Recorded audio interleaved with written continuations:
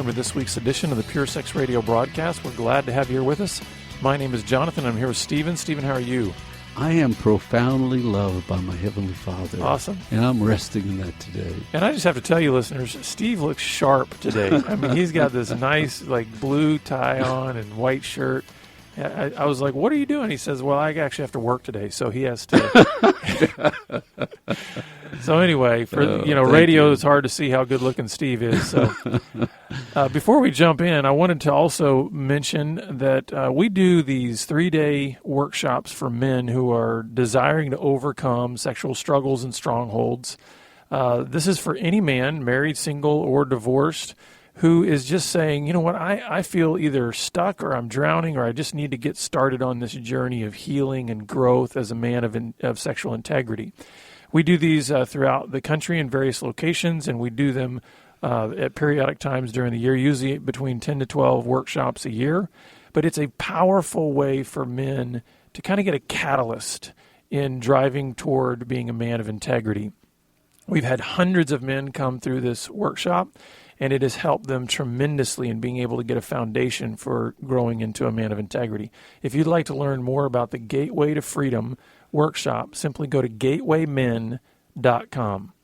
Well, Stephen, we are going to have class, huh? You got it. Class is in session. Everybody sit up straight. The professor is in the room. I'm glad you're here. I'll take attendance later. But I told Jonathan before we start, I wrote a bunch of thoughts down. And I don't know that I have them in great order, so that I like things to flow from beginning to end and start light, end strong. These are just random thoughts, and you put them in any order you want to put them in, and I hope you get one or two that just really grabs your gut, and you do a little work this week on it. So these are thoughts about our emotional system.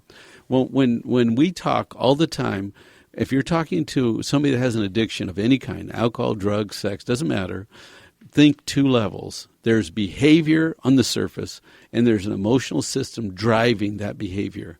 If you have a real healthy emotional system, you don't need to do dumb acting out things because you got peace and rest and you're walking in truth. But if there's brokenness in your emotional system, it's going to play out in terms of addictions, and it can be control, perfectionism. It can be anything that's hardwired into your system. So we're going to talk about why is it so hard to look at ourselves? Why is it so hard to look at the emotional system? I can tell you, hey, you're drinking too much, or don't go to those clubs. That's not a good place for you to be. I can tell you about some of your behaviors. You spend too much, you eat too much, but talking about the emotional system that's underneath is more difficult. Well, I would say 9 times out of 10, too, even if you approach an addict and confront them on their behavior, it's likely they won't disagree with you about the behaviors because those are pretty obvious, right? Yes. But when you start saying, let's dig underneath into the emotional system behind that, that's where you start getting a lot of resistance, right? That's where you, for instance, but you just said it. And why is that the first response? You just said, just like that, what happens? You make a point, the other person must resist what you're saying. Yeah. Well, I think part of it is because there's it's so personal when you start getting down into my emotional weaknesses and my emotional, delusions. Because it's one thing, Stephen, if you look at me and you say, you know what, you are drinking too much. I've seen it. Your wife has told me you're exhibiting behaviors of an alcoholic. Yes, now that's surface level talk. Now, it's hard to deny because I was at the bar last night and I spent all my money, and so it's hard for me to deny what you said. And you as my friend, when you say that to me, I could probably go, you're right, I am drinking too much. But the minute you cross the line and say, hey, what's going on inside, man? Where are you feeling broken down inside? That's what this class is about. Walls start going up. And I think the reason for that is because I think it's on 2 levels. One is I'm unwilling to even go there in my own being. And number 2 is... You're jumping ahead in class. You know that. But this is good. We're brainstorming. I'm just trying to give you my 2 personal reactions. I don't go there, right? Yeah. Keep going with that thought. And the other thing is I think we want to stay sort of neck up and solve the behavioral problems without having to get into the emotional junk. But do you know how impossible that is? I do personally, yes. because so much is about, just do the right behavior, just make a choice, just do it, just will it, and it'll be fine. Stop it. Yeah. And we laugh because there's an emotional program driving it. But so point number one is people don't like to see who they really are. People don't like to see who they really are. And why is that?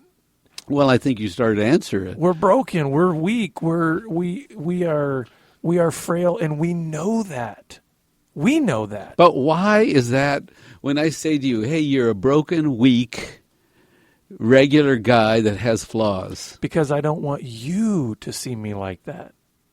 Oh, see, I know that in my own heart. I know how weak and frail and sinful and hurt I am. But you know what? I don't present that to other people. And I'm saying this as a role play here. No, right? This is good. You know me, and good grief, half the world knows me in terms of how all of my brokenness. But I don't want you to see me like that. I want you to see my image, right? That's what I'm selling here is my image. And when you say these things about me, you're showing the cracks in the system down below. And that's why when you expose behavior, which cannot be refuted, okay, we want to try to be able to maintain our image while changing behaviors. But it doesn't work that say it way. again. Say it again. We want to try to keep the image like we're talking about here. Untarnished, perfect, in other words, great, I don't, wonderful. I don't have to tap into my weakness. I don't have to tap into all that emotional junk and just kind of change the behavior. So I want to have my cake and eat it too. So if I just change some behavior and stop, you told me to stop it, so I stopped it. See, and I can keep my image. And my image is clean, and I did what you told me to do, and so now you think I'm good, and so you smile when you see me because I'm good, but the problem is what? And then 30 days later, when your grip slips on white-knuckling it, yes, you realize the same emotional problems are still there. And that's what that means is you can only hold it together and be good so long, but that emotional system that's driving all the behavior, right? If it does not get worked on, the behaviors will just manifest again and again and again and again. So point number 2 is this. We do everything we can to avoid the topic of my weaknesses. I'll avoid the conversation. I'll shut it down. If it looks like you're coming after me, I don't want to hear it. I'll be distracted. I'll have to walk away. The phone's ringing. Get out of here quick. I got to do something because I have to do everything I can. And if you tell me I have a weakness, I have to tell you have a weakness too. Well, I have to do everything I can to get off my weakness. And you know what I find really troubling and even sad about this is that I think this is more prevalent in the church. And I think because there's this false notion among many Christians that because we are redeemed, because we have been bought by the blood of Jesus Christ, that therefore we shouldn't struggle at this level. We shouldn't have such deep weaknesses and emotional brokenness. And so therefore we have more masks and more images in the church than elsewhere because we are so falsely indoctrinated with this idea that, hey, listen, as a Christian, you don't have any of these deep problems. You don't have any of these I don't deep know where struggles. we got that lie, but it just sort of kills us because we look like hypocrites. And then we shut down even more. We close off from one another. Right. And so it's like we're unwilling to say, I'm really weak. And the truth is I don't like to talk to those people. I like to talk to regular people that are struggling in a fight, that are in a culture that's sick. I want battlers. I don't want shiny, polished, perfect people. And listeners, I want you to hear this. Maybe that's why Jesus hung out with who he hung out with. Because they were more open? Why? That's maybe why he hung they out with needed tax it. They collectors. owned it. And prostitutes. And he hung out with the most broken. He picked guys that were not shiny and polished and all together. Because there was a whole bunch of religious leaders meeting down the road down there in that big shiny temple. He could have go join those guys. Mm-hmm. So I think there's something here in terms of even with Jesus saying, I am going to connect with those who know they are weak and frail. I mean, even when he first encountered Peter, and he was standing in his boat, and he did this amazing miracle of all these fish coming in.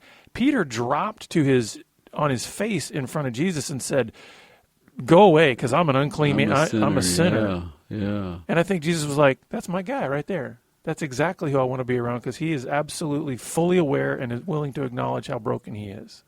And then the love of God comes in and just looks all that brighter and shines greater. And so point number 3, we're having a brainstorming class on emotional systems and why we can't even talk about our emotional system.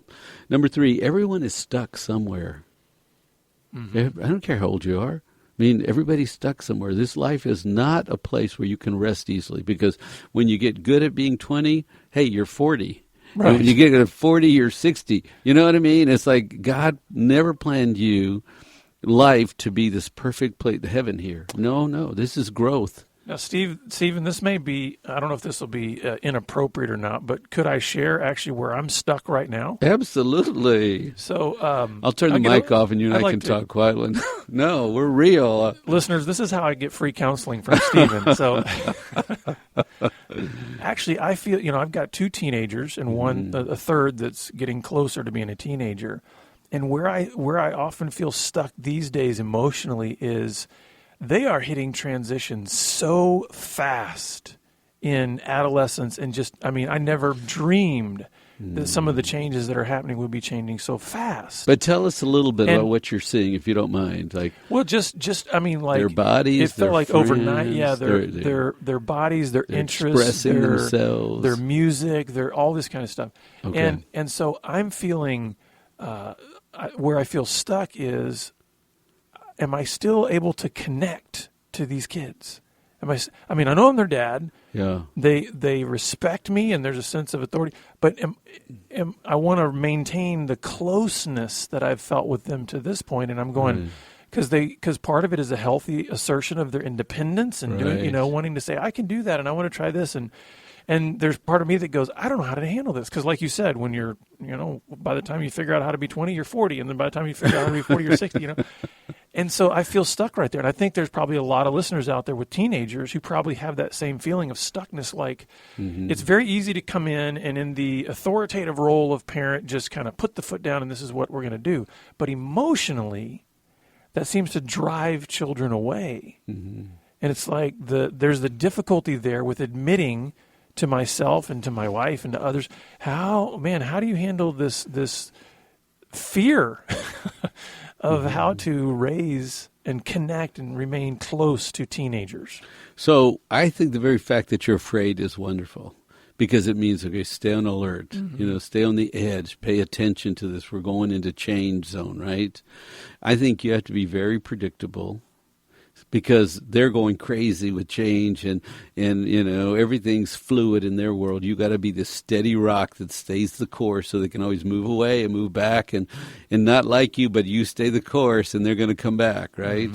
So you got to reflect the love of Jesus. And then I think you have to debrief them because they're in a crazy world and you got to be able to go in there and say, okay, what's going on? You and I have to talk. And you have to sort of know their personalities, right?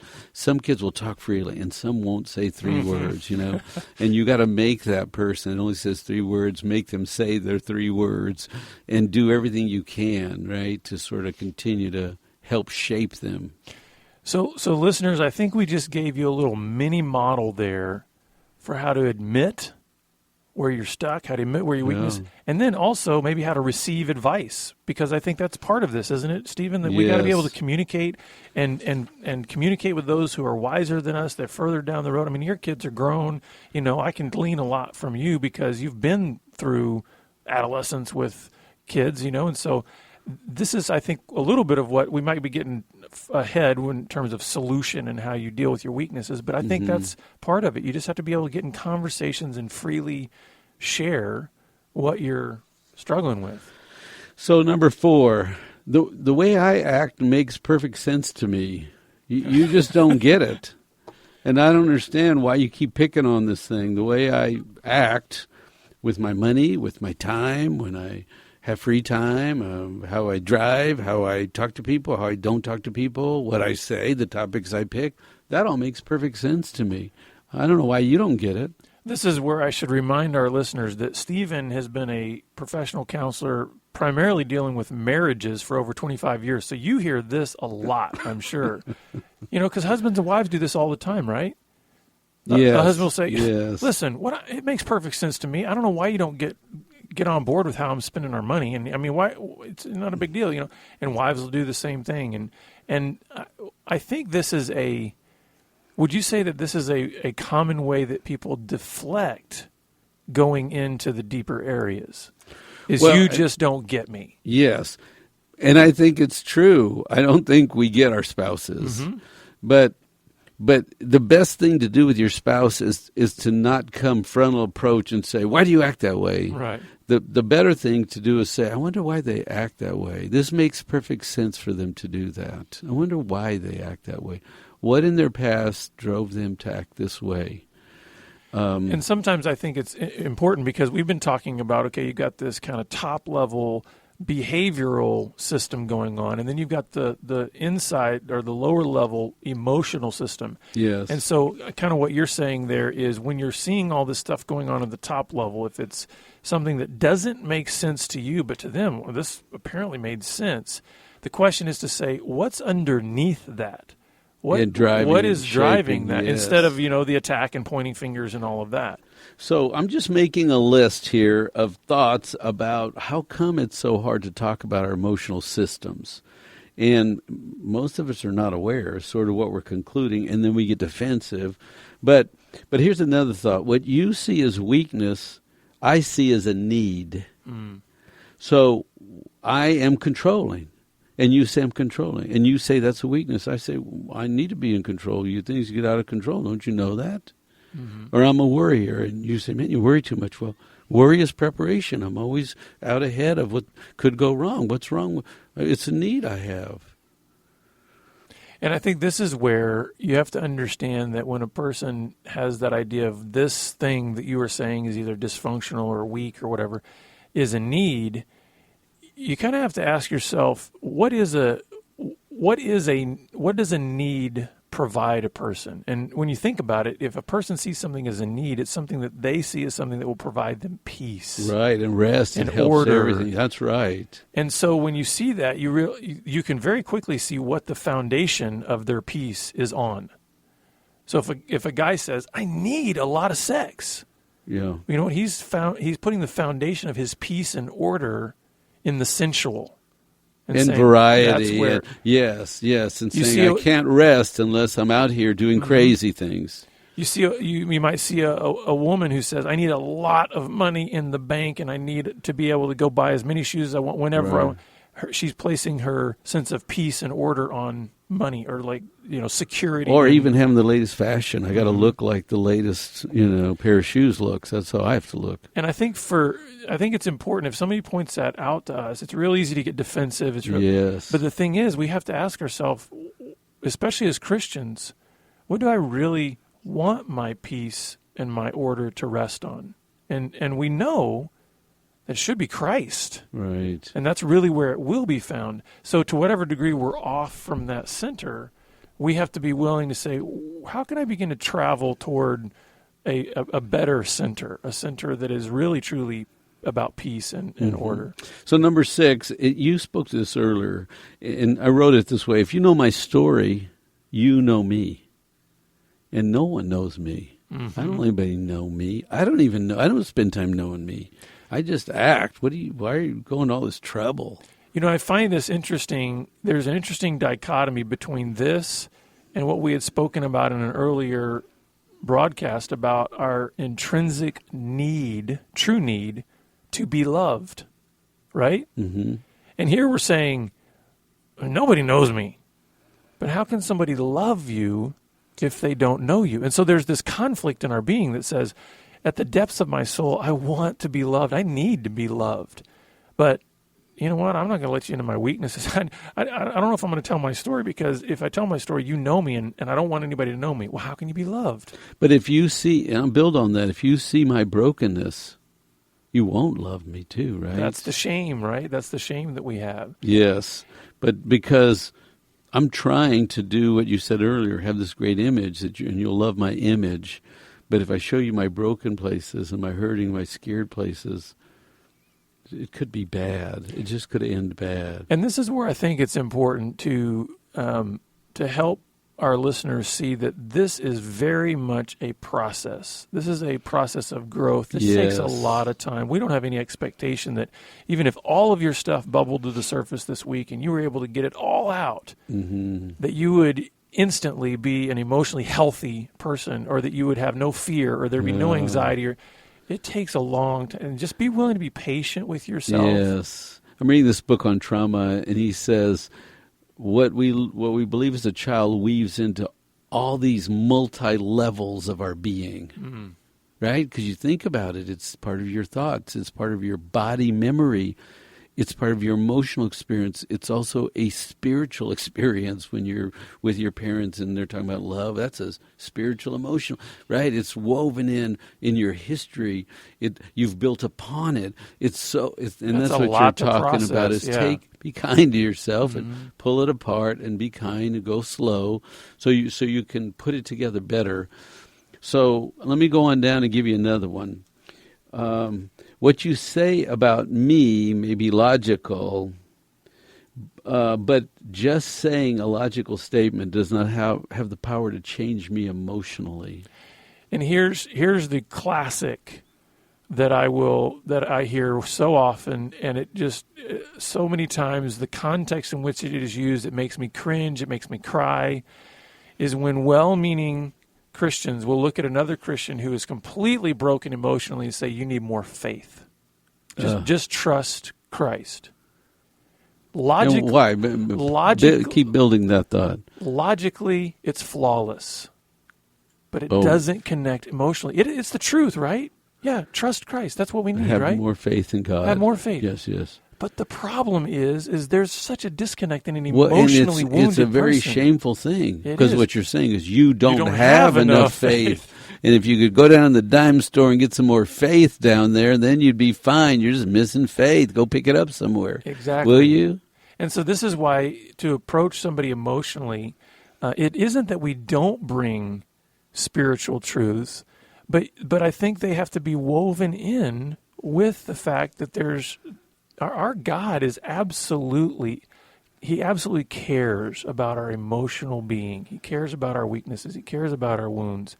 And when one thing I find interesting about how Jesus approached wounded people is he didn't pull out his pocket scroll every single time somebody had an emotional problem. You know what? He had conversations. He physically and literally touched people. He healed people. He spoke to people. He listened to people. He asked questions. In other words, he engaged. And I think that's what we have to do with emotionally hurting people, is just simply engage. That's good. I'm going to go through 3, and because we're going to run out of time, you can comment on any one you want. The next one is, it is so hard to admit my emotional system is broken. Just to tell someone that it's embarrassing. And I've lived in emotional survival so long that I think it's normal. This is what I do. It's normal to me. And number 3 in this little series is, willpower is not enough to make a deep emotional change. It's a good starting place. Just use willpower. That's a good start, but that's not long term. Any comment on those 3? Well, I would say, I absolutely agree with the idea that it's hard to admit that my emotional system is broken. But if you think about it, sin broke everything. So, the fact that we are frail, weak humanity, and sin just broke everything, why would we think that it wouldn't break our emotional system as well? And so, we've got to be willing to just, I think it really boils down to being willing to tell the truth. And telling the truth is saying, I don't have it all together. I'm stuck. I'm broken. I need help. And here's what I think is powerful about that, Stephen, is when we're willing to admit that, then there's hope for growth. Yes. As long as we remain unwilling to tell the truth about our broken emotional system, guess what? It'll never grow. It'll never change. It'll never heal. And so that's why I think this idea of willpower, so many people will say, they'll kind of halfway admit, there's things that are broken in my emotional system. And then they'll just go to setting their mind to making these changes without really just kind of coming to before God and in front of others and just kind of being a puddle on the floor. Instead, they'll say, I'm going to pull myself up by my bootstraps and I'm going to make this happen. Well, that in itself is a broken emotional system right there. That's another one on top of the other one. That's good. So let me go over the last class. You've been doing a great job, and I hope you're making notes. I hope you send us some other thoughts about emotional systems that are working but not working well, or that are broken. So 3 more. You can't be free running an emotionally broken system. You're never free. You're coping. You're surviving, and you have to replace the shame in your being with truth, or you're going to stay broken. Because part of the healing process is knock off the shame. You're made in the image of God. You're not a bad thing. You're a chosen child. And number 3, the goal is to move from emotional coping and surviving to get some new insights, which we hope is happening today in class,